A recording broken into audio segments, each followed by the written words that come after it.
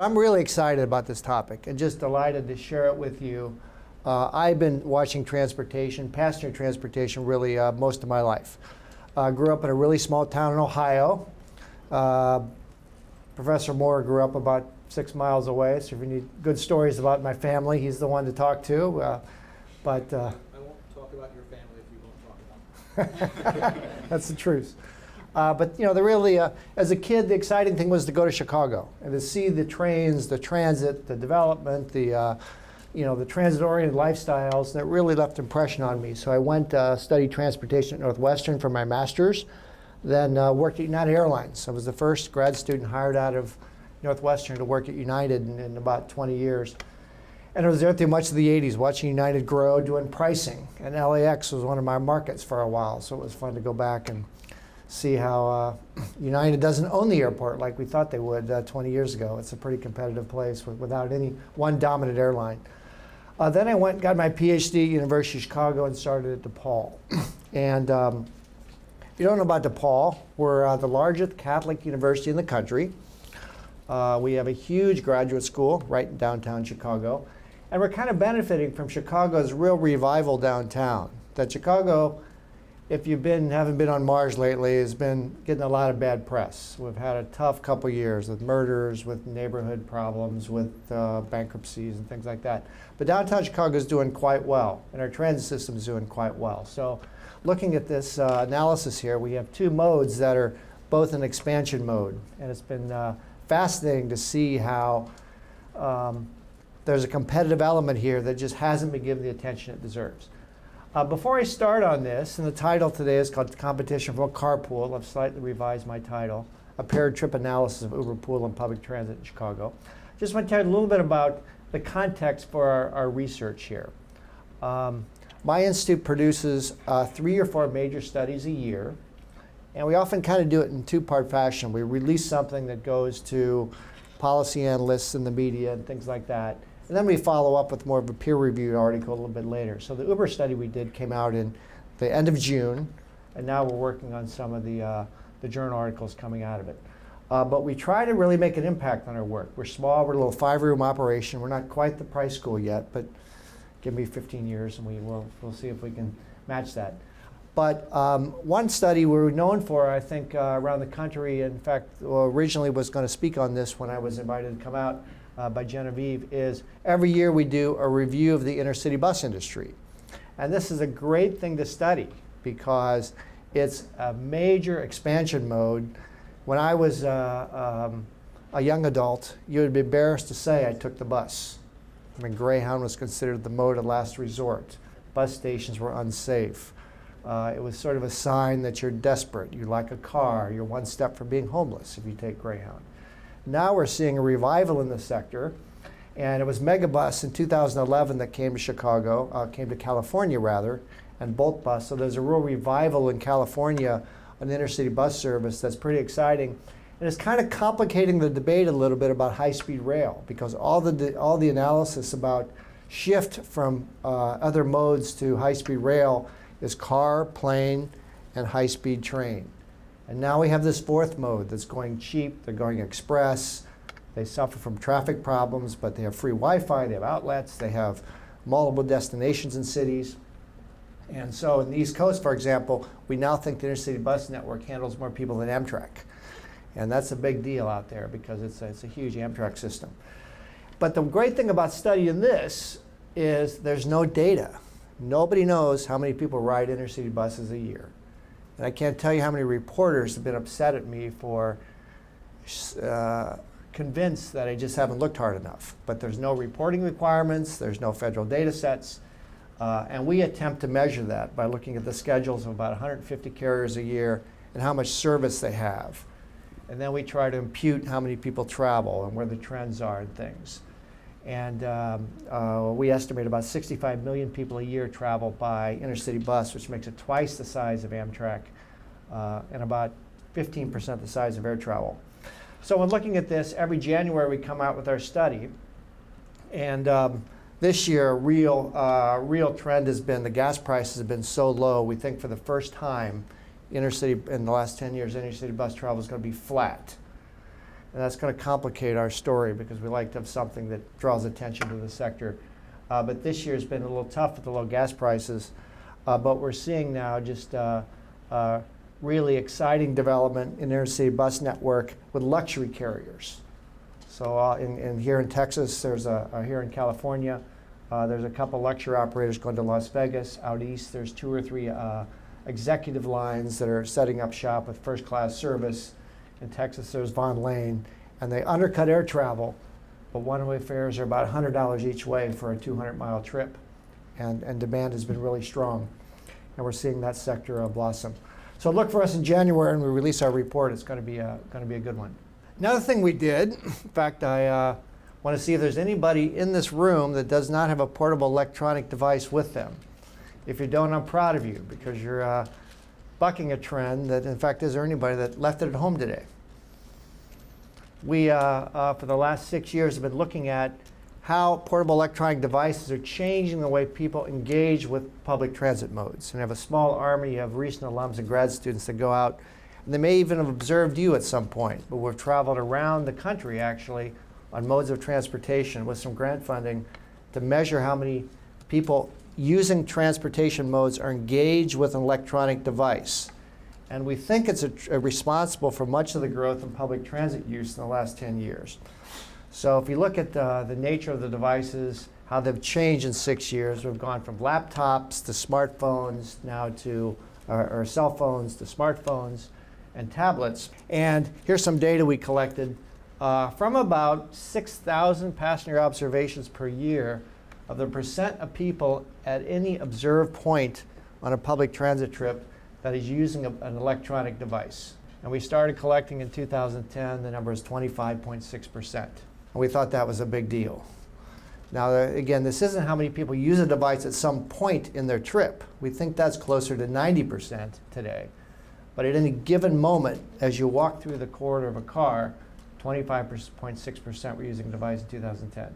That rose in continual fashion, and now there's been a bit of a leveling off where close to 55 or 60% of people at any given point on a transit trip are engaged with electronic technology. This has occurred concurrently with a boom in public transit ridership, and it's real hard to impute causality. But we're seeing people all shifting to more sophisticated devices. The number of people using visual activities has grown even further. So I've gotten a lot of attention for this because transit agencies are now asking, do we need to install Wi-Fi? Is that critical? And our kind of feeling is you kind of missed the boat, that we're in a post-Wi-Fi world now for most people. And right now, comfortable environments where you can sit down, power outlets are greatly appreciated on commuter trains. Wi-Fi is nice, but it's probably not as important as it was 2 or 3 years ago. And what's remarkable about this is we also think in long distance travel, airlines remain kind of a transit, we call it a technology wasteland, where you're confined, you have no signal, and we think some of the growth of Amtrak and bus travel has been attributed to this as well. So we decided not to renew this study this year because we want to do something different, and that's where the Uber project came in. So we may continue it next year, but if you're interested in this sort of thing, I'd love to tell you more about it. Before I do, my commercial, and that's this coming April. And our joke is we can promise the snow will be melted by at least a week before this, April 2017. We're having the National Transportation Research Forum Conference in Chicago. And we're really going to make this a first-class conference. We're going to have a half day devoted to graduate students to present their research before academic audiences with feedback and peer review and things like that. And it's just a day-and-a-half event. And if you're interested, just type in Transportation Research Forum in your Google search engine, and you'll see it. My name will come up. And it's a great organization. We're trying to get a Los Angeles chapter established now as well. Okay, well, now get to what I came here to talk about, and that's Uber. And if you think about what's happening in the shared mobility sector, I can't think anything like it in my lifetime, except perhaps maybe the deregulation of the airline industry, where suddenly the whole world's traveling different. Nobody quite knows where it's all leading. And it really began, I think, in 1998 with the advent of car sharing in Portland. And by the early 2000s, car sharing was taking off, and it looked like it was going to become the next really, really big thing. And Zipcar now is, most were nonprofits at the beginning. They shifted now to the for-profit Zipcar and Enterprise, the two big operators. And we're seeing now the growth in that sector is stalled as Uber and Lyft and other what we call ride sourcing carriers come on the scene. Nobody's quite settled on a name for what to call these. Many call them car sharing services, transportation network companies. I like the word ride sourcing because essentially it's a platform somebody creates to sort of connect drivers with riders, and you sort of source trips out in an efficient way without actually offering the transportation services yourself. And to think how recent this is, it was only 2010 that Uber really became prevalent in the United States. And it was only 2014 that they launched the product we're going to talk about today called UberPool.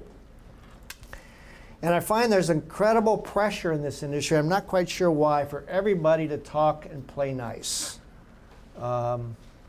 Zipcar took offense to a report we did that's saying that Uber was hurting them. I don't know why.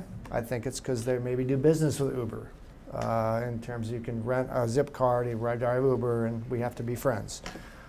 Transit is under, it seems to be bending over backwards to show that transit and ride sourcing is complementary, that one enhances the other. Two big reports came out this year on that. And I'll explain why I don't think that's quite telling the whole story. Because if you look at transit heavy markets and look at ride sources in those markets, I think you'll find a quite different picture. So we're trying to break open this vault and see what we see when we study the situation. And I, as a researcher, tend not like to give out surveys. I like to go out and collect real-world data. So this report came out in the very end of June, and we're now working with the data, which I'll share with some modeling results from this. And it all focuses on Chicago. And to give you an idea how new this is, it was 2014 the products were created, but in UberPool the product was only launched in late 2015. That's like yesterday. And LyftLine in early 2016. And we collected our data, in like starting in March through June 2016. So it was right at the beginning of UberPool. And I can tell you that I didn't feel like I was studying an infant, unheard of product. The whole town was talking about UberPool. So in just a few months it became a very common knowledge among the population. Who here has actually ridden an UberPool? Who's had a really bad experience on UberPool? Anybody want to share that? We had two, which I'll share about, which were lost drivers and crazy drivers and things. But overall, it was a pretty good show. So the product is brand new, and the concept, again, as many of you know, is that, in fact, for Uber and Lyft, this is their first shared ride product. I didn't know all this stuff, but Uber not only has UberX, but you got Uber Black, you can get black cars, Uber Select, which you can get a luxury car, but it may not be black. Uber Lux or Uber, what is it? You get a Telsa or a luxury vehicle. So they were moving kind of in the direction of luxury, and then they shifted gears and got into this market. And the idea is that when you hail your Uber car, it gives you a choice. Do you want to do UberX or UberPool or some other source? And when you travel, you'll get on your passenger one, and that same car may pick up passenger two, and then drop off that passenger, and then drop you off. And so you kind of network through the system, picking other people up. And you don't know when you book the product how many people are going to get on and off. And your price is told in advance. So if you get a nonstop trip, you lucked out. If you get a 3-stop trip, like we did a few times, it's going to cost you a little bit of time. We are told that Uber drivers strongly dislike this program because they make 20% more money for 50% more time. So Uber changed the formula on how they're paid. We had a few drivers complain about it, but we didn't want to bias our data by encouraging them not to pick other people up, so that would bias our data. But now apparently the formula's been changed, and Uber's really getting aggressive with this. So at first they kept this low key, but now in Chicago, we're lucky we collect our data when we did, because they're having a 1-month special where all UberPool rides in the city are the same price as our telephone area code, 312, so $3.12 for the whole month. So we can see that they're really trying to make a splash with this. In New York, they started to sell 10 ride tickets. So to give you a sense of what we did, we looked at UberPool only. We did not write UberX, and we recorded all the qualities of the trip. To give you a sense, we had one team, often with 2 people on a team, sometimes just one. Correction, we had 1 person per mode take public transit, and 1 person use UberPool between randomly selected points. And to give you a little bit about Chicago's public transit system, we call it the L. So it's primarily an elevated system. We have 2 subway lines, and this is the Wabash L line. My office is just right here by the red building there. That's where my wife works, so she's in there. But the L is doing very well. It's seeing constant ridership growth. It's had the highest ridership since 1946 last year. This loop itself, which is the circular system, is totally at capacity at rush hour, so we can't squeeze any more trains on it. We have 2 subway lines as well, but only 2, most of it's elevated. And we also have the shortest rapid transit cars in the world because of these sharp curves. So seating gets real difficult in rush hour, and that's one variable we measured, how likely you were to get a seat on public transit as a measure of comfort. Who here's been on the L, by the way? Good. So the system has a real deficiency in that it was built when downtown Chicago was king. Here's the loop, you can see downtown. And it's a radial system running from downtown. So if you want to go downtown, this system's great. If you want to go between the neighborhoods, I hope you enjoy your trip downtown on the way there, because that's the only way to get there. And it's a crazy system. I want to digress on this, but the connections between these lines are fairly poor, and there's no one spot where our commuter trains and our L serve the same location. So if you want to connect from a commuter train to the L, you got to go down to the street, walk a half a block or a couple blocks. So the system isn't as integrated as well as we can, as well as it should be. But in terms of coming downtown, it is really, really a workhorse. About 60% of the loop uses rapid transit to come downtown every day. This line, which was the main line which many of our data was collected on last year, is called the Red Line, and that's the busiest line in the United States outside of New York City. So it is a major, major workhorse with trains about every 4.5 minutes during rush hour. And Wrigley Field is right there, home of the first place Cubs, by the way. So hope you have your tickets, because it's an expensive seat right now. The system is mainly funded with sales taxes. So we in Chicago pay $0.0125 sales tax, everything in the city that goes to the public transit system, and that covers half of its operating costs. The other half that's covered by the fare, half of it's paid mainly by the sales tax, which is a real problem because all you young people are buying on the internet a lot and not paying that sales tax. So there's been real sluggish growth in that. So we're thinking of new models and how to move away from that sales tax. So when we collected data, we looked at the northwest and north side of the city as the points in which we had destinations for our trip. And what we did was we took the community areas in the US Census and found the geographic center of them using a GIS program, ArcView, I believe. So we found the centroids of the community areas to pick random spots.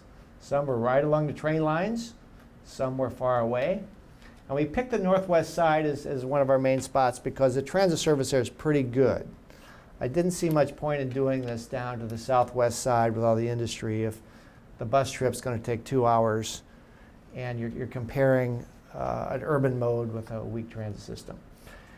And we had a data collector who then went from nodes from different parts of the city, which I'll describe. We stratified with one departing using UberPool, the other using a rapid transit service. And they recorded a whole series of information, about 20 variables for each. And here is a list of the routes that we covered over the 3 months. So I really wore out my data team, but I did a few of these myself. And you can see we have a whole series of routes here from downtown that were about 1/3 of the trips involved departing right from the downtown to the neighborhoods. 1/3 of the trip called the outer downtown. We're at the edge of downtown where you weren't right on top of the business district, but on the periphery to the neighborhoods. And then we did these neighborhood to neighborhood trips. And you can see by our radial system, that's where these trips got real challenging for transit users. You know, you take a bus that runs every 12 minutes, you get off, you wait for another bus, and there's a parked car there, and the bus gets slow, and the transit system really struggles when you're not coming downtown, as I said before.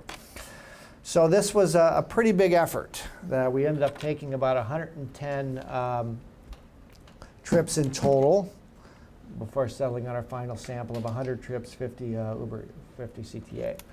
And you can see up here in these sections here, we can see that almost all of these trips involve lateral movements where you couldn't simply have a one-seat ride, but it was a two-seat ride between neighborhoods. And we'll see UberPool in many cases was at its best for this.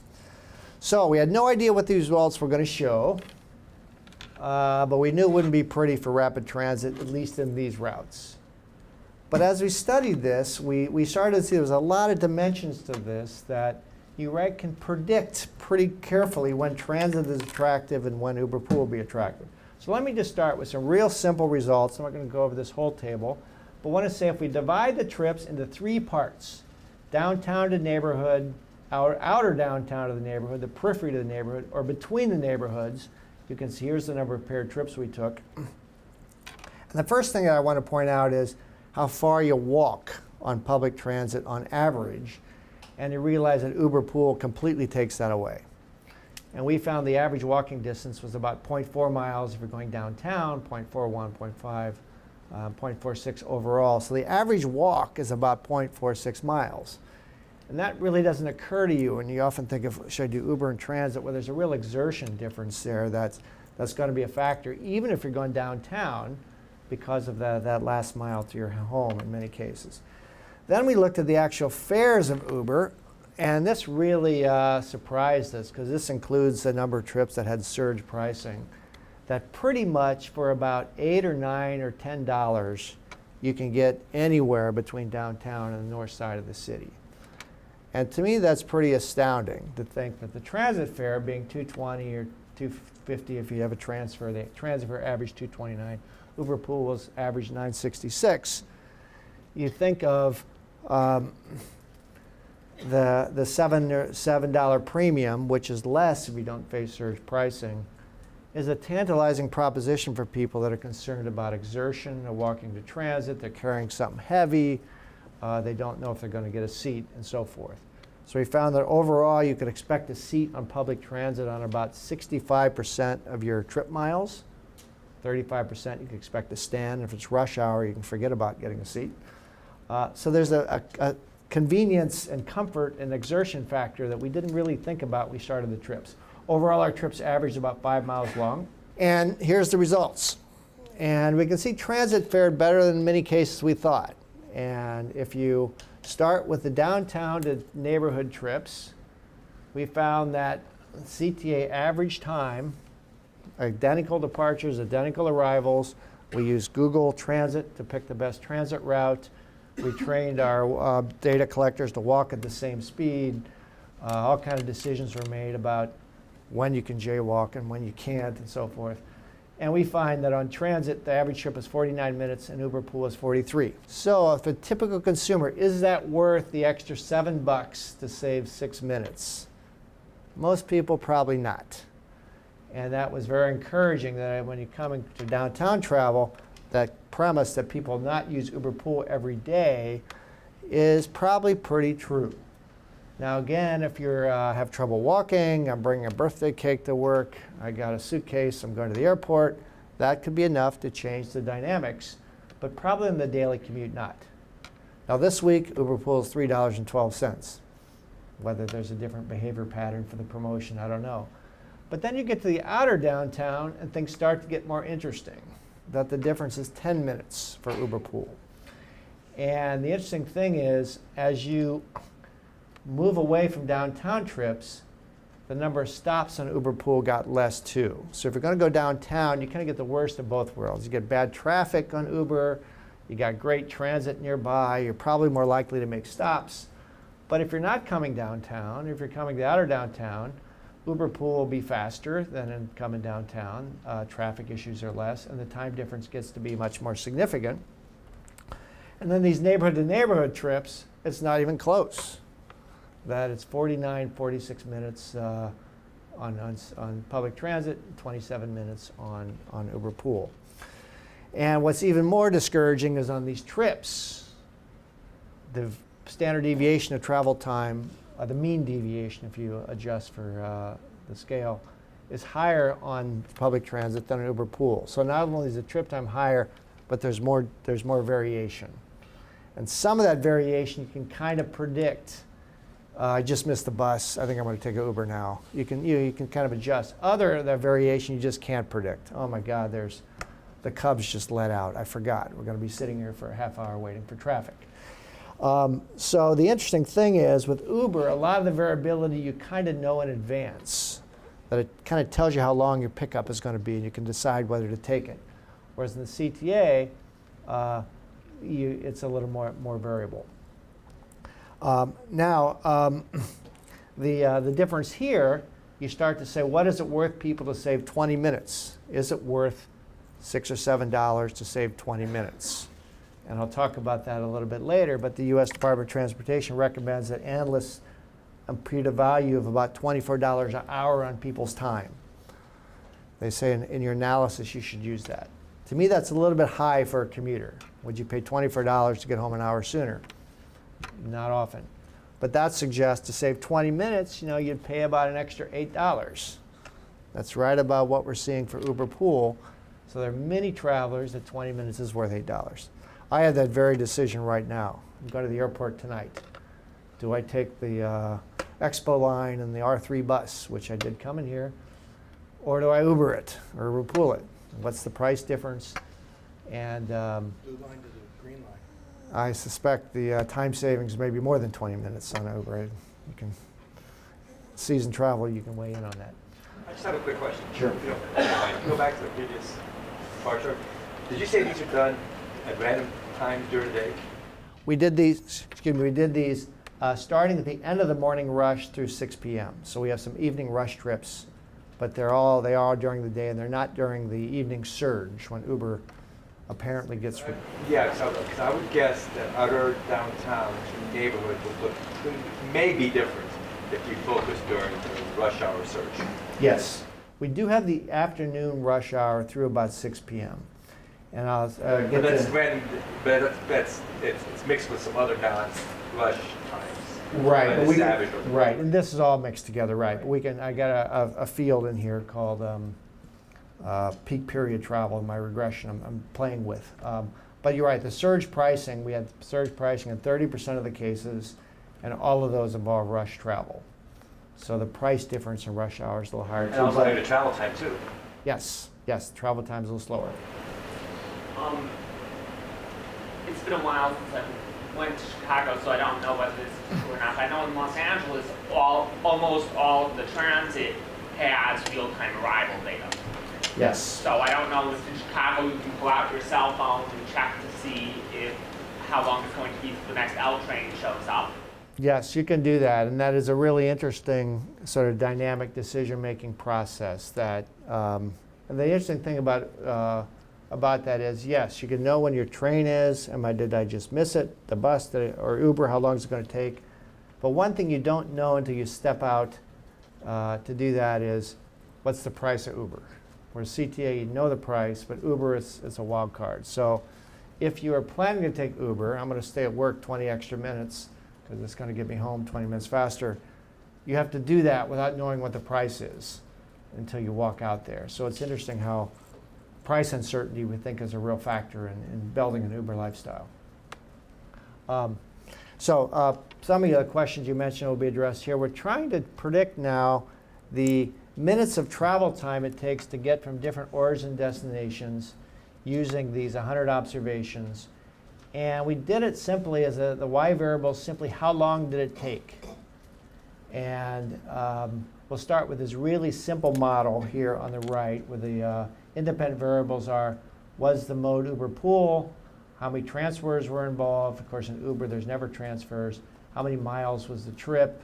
Explains about 38% of the variation in trip time. Doesn't do great, but it gets us close. And you see here that UberPool is about, if you simply look at the modes in a real simple sense, and you factor out whether or not to make a transfer.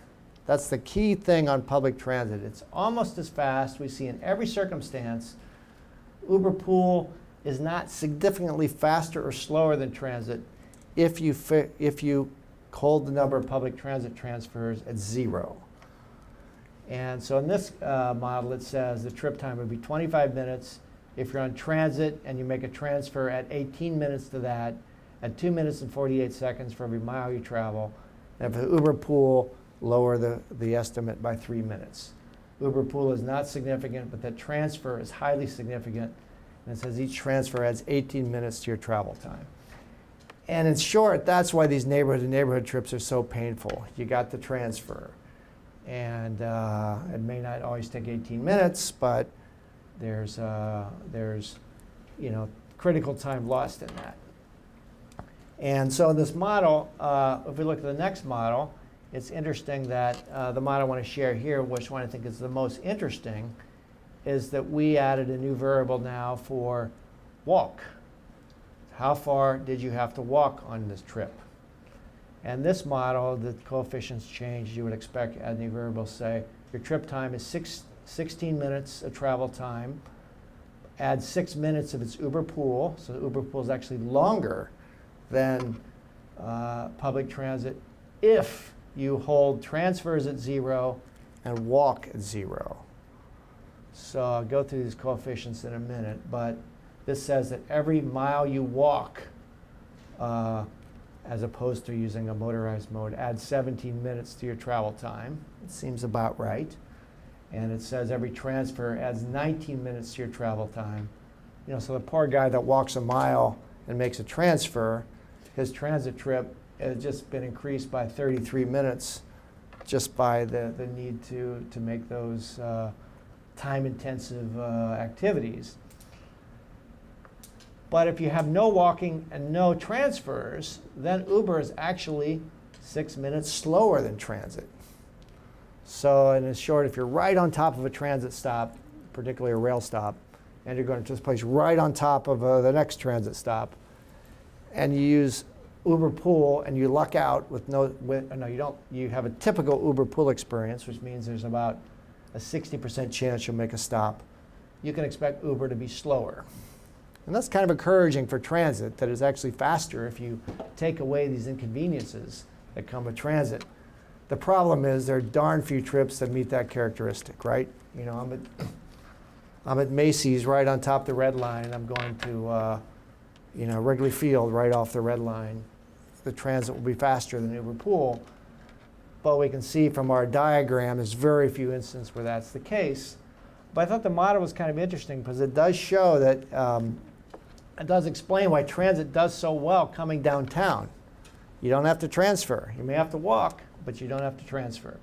And it says like LA, of course, transfers I hear are a way of life, where even to go downtown in a lot of cases you got to make transfers if you're coming in on say the Green Line. Current ratio is 2005 data, this is Metro's data, 3.04 unlinked trips per linked trip. Wow. So the average O&D pair is 3 trips. Wow. Yes.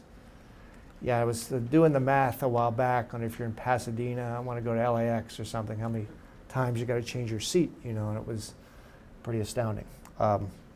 So we see that the real boogeyman for transit here are these supplementary factors, not the service themselves. Now I'm trying to play with here as a coefficient on bus travel, because bus is slower than rail. In Chicago, it's a lot slower because the L is, in many cases elevated. There's no highway crossings. There's, in some cases, a mile between stops. And I'm playing with this coefficient here in this last regression, but it's not yet coming significant.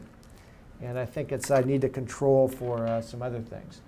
So this regression I thought was probably the best performer in the sense that it really breaks down why UberPool is so attractive and that it eliminates walking and transfers. But this last coefficient, this last model was intriguing because when I'm doing this in the last few weeks, this is brand new stuff, but it shows that every stop on UberPool adds 5.76 minutes to your travel time. So, we had about 60% of the trips make stops and about 20% you made 3 stops. So the poor guy going 4 miles, making 3 stops, that's probably 18 minutes extra travel time for that trip. And that is significant. My peak period CTA measure, if it's peak period on the CTA, it's 7 minutes faster. Kind of your point you were talking about with in transit, Uber doesn't do well in rush hour. Traffic is bad and things. Buses don't do well either, but trains do well. So I may have planned now with peak rail and see if that's even better.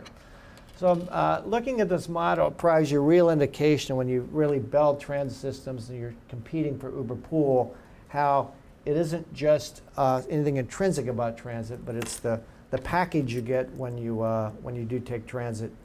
And for the most part, the longest walk we had on UberPool, I think, was about a third of a block or so. It was quite minimal. The instructions were not to walk as little as you could. So what we're doing now, just kind of for fun, but also because there's great interest in this, is we think transit is suffering because of these new services. But paradoxically, bike travel may also be affected by this. So we're having a data collector go out and do these routes on transit, on the bike, while measuring the characteristics of that bike trip. How much is on dedicated bike lane, how much is on a trail, how much is on a street. And it's rather striking that actually on a bicycle, he's only done about 20 trips so far, and the loop to neighborhood trips, the bike has actually beat both modes, which is somewhat humbling for us transit advocates. Having said that, in Chicago, there's probably about 4 months a year you really want to ride your bike where it's not windy. It's super windy in our city, raining, and of course there's safety issues and everything else. And so we're trying to get a handle on this just to get a sense, but what I'm trying to get through is that this traffic is coming from somewhere. And it's not all single occupant automobiles, and these aren't new generated trips, that there's a lot of shifts that have taken place. So what I want to just talk about for a second, and I'll go to questions, is last year, public transit ridership in the US was down. It was down about 3%. That's after about 5 or 6 years of really impressive growth. Bus was down a lot. Rail was actually up just a tad. And the conventional explanation is low gas prices. And that's probably the biggest factor. But something else is happening out there in the marketplace that we think is causing shift from transit, and we think the ride sourcing we're talking about is a real force to be reckoned with. I was in a meeting with the CTA. I didn't tell them we're doing this study. And a woman said, we need to find a way to tax Uber. I thought, ooh, slow down here. Let's understand what Uber is first before we propose that. But they feel it. They feel the pressure. There's 3 transit agencies now in the country that have actually cut deals with Uber to run low-density routes at the edge of town, where it's just more efficient to run UberPool than to try to run a bus every hour with 3 people on it. So there's an element of cooperation. But it's an exciting time. And car sharing. And we're telling why we think the decline in car sharing in the last year is due to the same factor. And that's the first decline since 1998. How many in this room are members of a car sharing organization? Fairly small. I asked my grad students that 5 years ago, and about 60% of the class was a member of Zipcar or Enterprise. And I asked last year, and it was similar percent, maybe 10%. Has your driving habits been changed? Who raised their hand there? Has your driving habits been changed by the pervasiveness of Uber? Has it? Okay. I mostly use car sharing for longer trips if I need to fill up the day. I haven't needed that in a couple of months. So a quick trip to see a relative or something, or see a friend, you'll use Uber. I like to go out of town to Yeah. So the number of car sharing vehicles in the country declined by about 9% last year. And it's a hard thing to measure because you have peer-to-peer car sharing now where the data is a little bit harder to track, but there's a real trend there. And so I wanted to appreciate the chance to share this. We have a little time for questions, and a topic I'm very passionate about, so I'd love to have a discussion. Yes, sir. Well, one of the studies, there's that federal study that showed that obviously this is a correlation, client causation thing, but it showed that transit Uber riders were a lot more likely to also use transit. Yes, those are two really good studies came out this year. I think you're probably referring to the Shared Use Mobility Center study. It's a center in Chicago that studies shared mobility with the American Public Transit Association. And I think that's, on the bigger scale, true. You ask people, were not for Uber, how would you get to your destination? And relatively few say, I would have taken the train or I would have taken the bus. And so in the aggregate, Uber may not be competing with transit as much as maybe your perception is. But when you look at markets where there's extensive transit use, like right here, we're 3 blocks from the Expo line, how many of those people are affected by Uber? And I think that's where the methodology of those estimates kind of miss. That people out in suburban areas, they wouldn't take the train going because there's no bus to take. My hometown, there's not a single scheduled service, but there's an Uber car, I'm told, running around. But if you look at those people that have choices, good transit choices, I think the data is a little less encouraging to transit. Yes? One way you could also look at Uber is a solution to the first and last mile, you know, like I only ever use Uber to get the 2 miles to the train station where the bus comes every hour and, you know, and, you know, after the train station, it's a great trip. Getting to the train station, and I'll Uber if the bus isn't coming, or I can't have a family member pick me up. Right. I think the last mile, first mile problem is a really favorable implication for Uber. Now everybody can use transit and they feel confident they can get home, have that last mile, be comfortable. I think UberPool changes the mix though a little bit. So now I'm in the car. Do I want to just have this car take me to where I want to go, or do I want them to drop me off at transit? And the costs are cheap enough now that you have this second option for Uber, take me all the way there, but I'm willing to handle a few stops, makes the trip much more like public transit. So I think the argument that the transit agencies are benefiting from Uber more than they're being hurt are less compelling now that we have this Uber transit option, so to speak. Now, your point is intriguing, though, because there are some really exciting new services out there. One in San Francisco called Scoot. Anybody know this? Where you can rent a scooter, and you get on your transit stop, and these things move pretty good. You can go, and that's a perfect last mile solution. Bike sharing programs are popping up. Those are really attractive for that. But more scary, these new micro transit operators, which are like these own little private transit agencies that are popping up. And one's called Via in Chicago. They only run up the North Lakefront. And it's $5 a ride, and you only go within 3 blocks of this corridor, and it's just sort of like a set of either vans or small buses that take you. And it's sort of like UberPool, but you got to stay in this one corridor. And those companies are popping up, and those are clearly competitive. So there's a whole blend of things there, but it's happening so quick, we just don't know what it all means. Yes, excellent. How do the waiting times compare between UberPool? Yes, I mentioned that in the report. UberPool average waiting time, I think, was 4 minutes and 75 seconds or something. It was pretty quick, but some of that's downtown where the waits are really short because there's Uber cars everywhere. And the public transit waiting time was slightly more, but there was more variability. So, no, I take that back. There's more variability in the whole transit experience. The waiting times for transit for that first trip weren't bad at all. They were short, they were comparable to Uber, but all these other variables about your trip, how long is the transfer going to take, is the bus going to be fast or slow, made the fluctuation in time more of a wild card for transit. My understanding was UberPool was very, very small compared to, but it's a new service though, too, Yeah, so that's the thing. I mean, the interesting question is how much is Uber used for commuting? And so that's the reason I asked that question, because in that case, both time and cost for Uber are going to be in a quite different perspective. Yes. Because of either surge pricing or, yes. I do think the real push in New York and Chicago with these 10 ride tickets and $3 fares indicate that Uber wants to step up to the plate for the heavy user that uses it every day.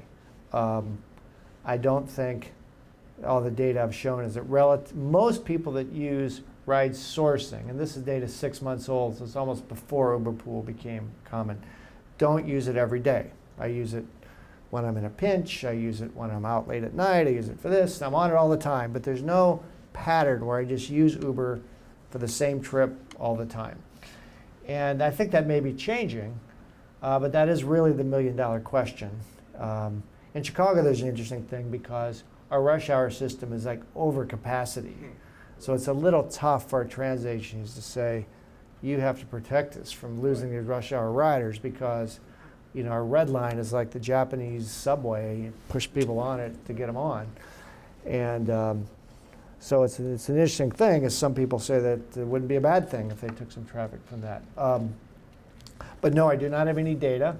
What we're doing right now is we're just going through in lots of markets, seeing what the quoted price is. One thing we didn't do in this study, which was an oversight, was to say what the UberX price was and compare it to the UberPool price, just to show how much you're saving with UberPool and UberX. So we're doing that now for both Uber and Lyft, looking at these same markets, different month, but see what the price differences are. And we think UberPool is about 40% less than UberX, which is which is a lot. Sir, with the camera there. Yeah. Metrans here is a research firm, and like Los Angeles invests a lot of money in expanding public transit systems, or at least it is right now. And I know that Chicago's public transit systems, especially the rail, they're exceptionally old, especially relative to like Los Angeles's. But does Chicago ever? I was just wondering if Chicago invests any time or money into looking into expanding its own like public transit systems. Yeah, it'd be good to talk about that for a second because it does come up. You raise an interesting point in that transit systems are these big natural monopolies where it's most efficient just to have one operator. You don't want two subway systems side by side. New York tried that with 3, and that led to this crazy system they have there. You really want one operator and the economies of scale with one operator, to a certain point. So there are actually rules against private operators coming in providing transit service. So I can't go up Michigan Avenue and say, I'm starting a bus service tomorrow. There's state laws that are preventing that. So most firms like this that get in the game kind of sneak in with the back door a little bit. You have to be a member to ride. Or UberPool, it's not really transit, it's a car picking up multiple people. So it's the debate with public transit is quite interesting. Chicago, I think I'm just trying to find the map here. I think the biggest thing we're trying to do is solve this whole problem of the radial system that we know we almost can't get any more riders coming downtown because we already have a 60% market share for transit. And we can get that up to 70, but we're not going to double the number of people coming downtown because we already have most of them. So in Chicago, the real push now is creating a bus rapid transit system through our region, including one line which would run right here on the west side up Ashland Avenue, kind of a spine running north-south. And the other is to make our commuter rail network actually link up to our rail system. So you can get off the train, you got one card, you don't have to leave the system and get on another.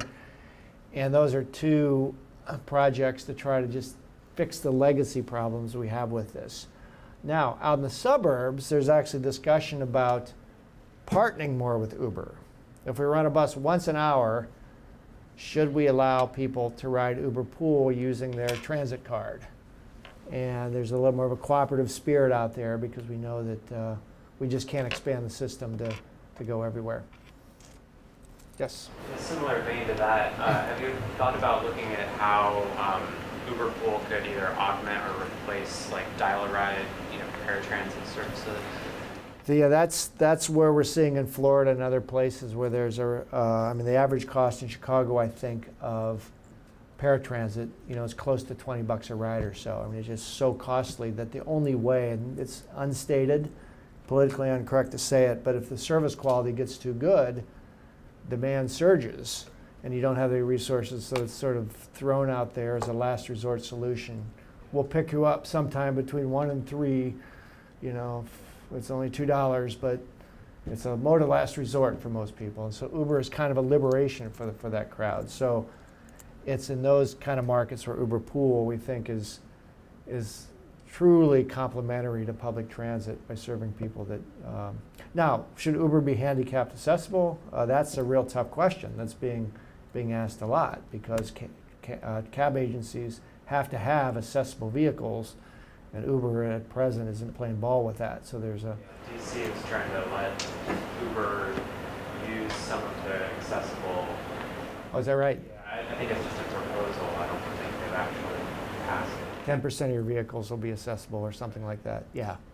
As of at present, it's not.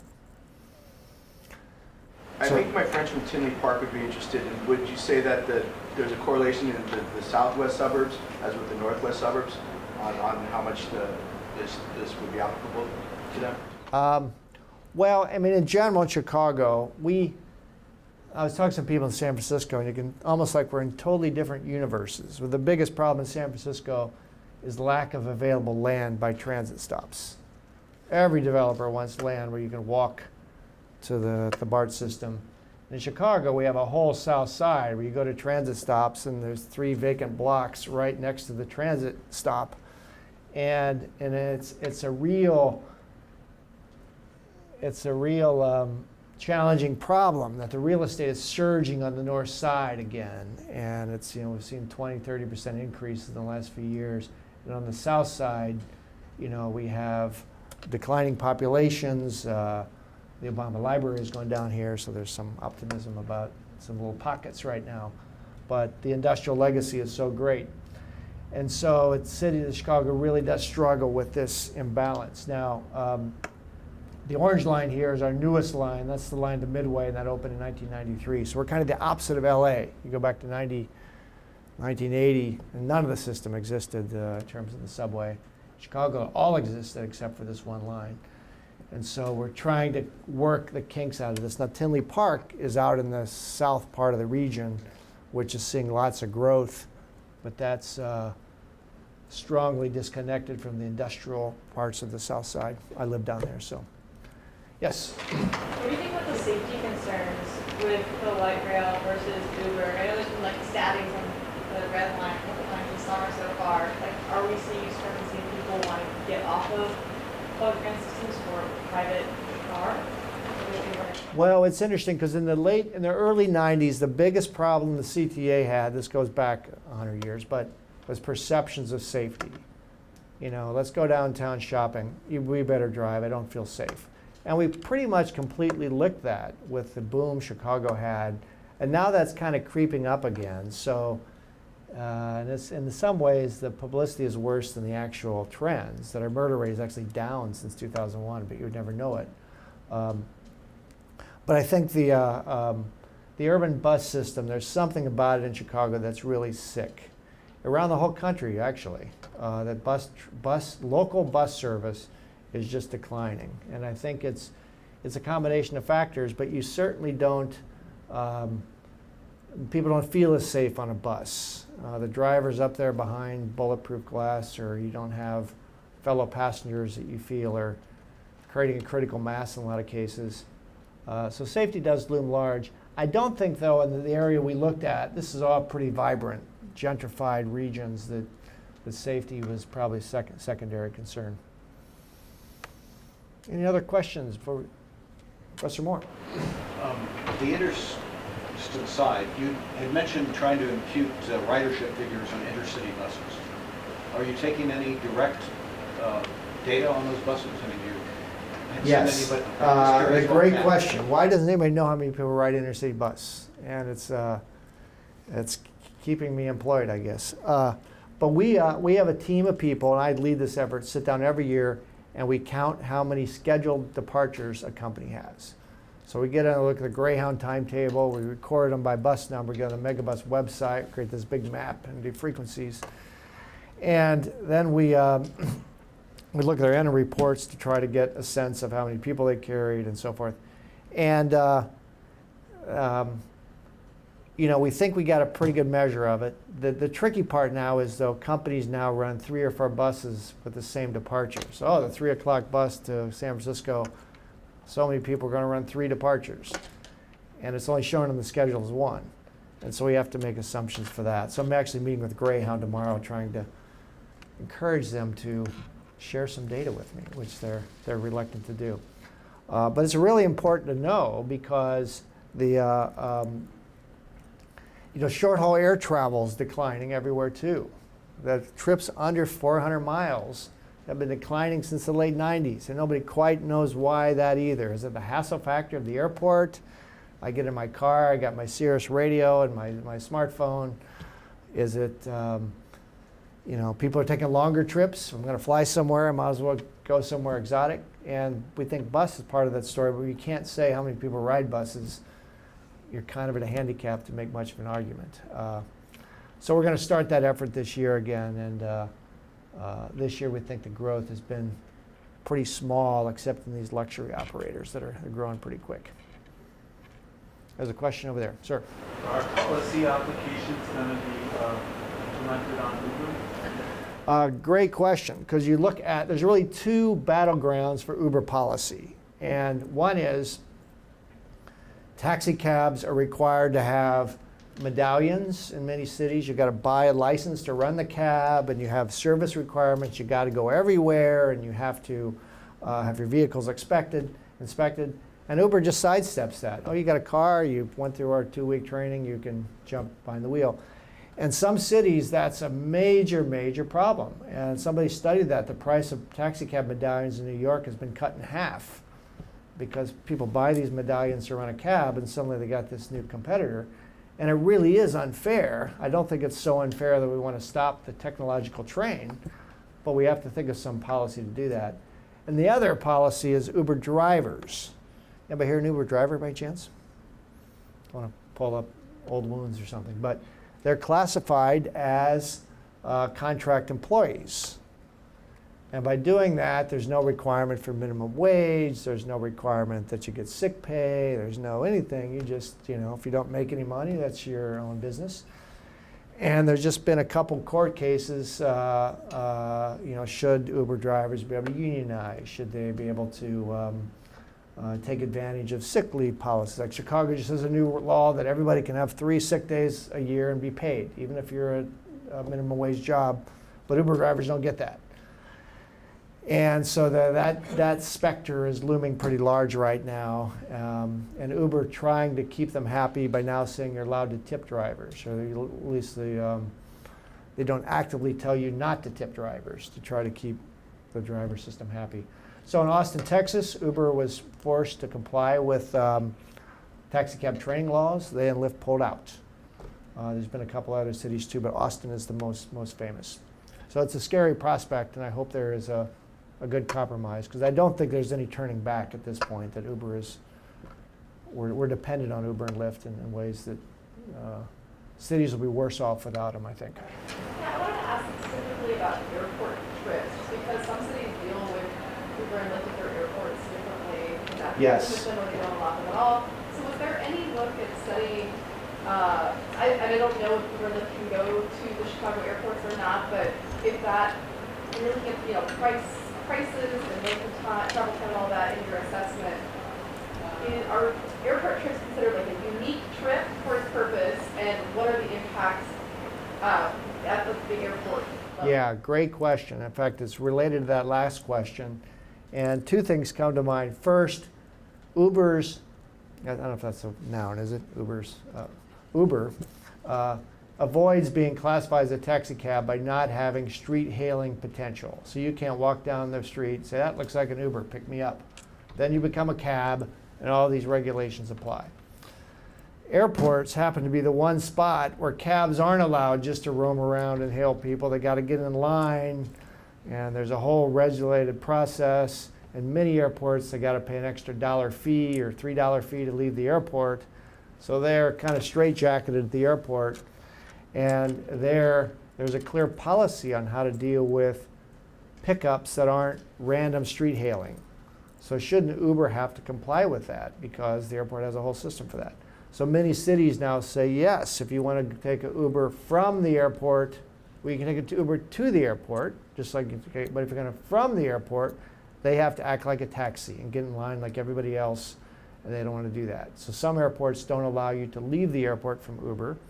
Others say you can leave if you pre-arrange it and it comes to pick you up and it's not roaming freely out there, but you have to pay an extra surcharge. That's what Chicago does, because cabbies pay a surcharge for the airport. Why shouldn't Uber? And so Uber came real close to almost being shut down in Chicago last year, and they found this compromise, which was a couple things. At the airport, you will pay these fees. You can't pick people up leaving the airport at the main spot. And your drivers will go through some kind of superficial training just to meet the opposition halfway. But airports, you see, often have are a different animal for that reason. So it was an unanticipated circumstance, so you had to get a visitor from a location downtown down to Anaheim. He was there for a conference, and we had dinner downtown. And we called Uber, and Uber came right away. And I thought something was amiss, and I couldn't quite put my finger on it. And I realized that Figueroa was one-way northbound at that point, and that Uber driver was headed southbound.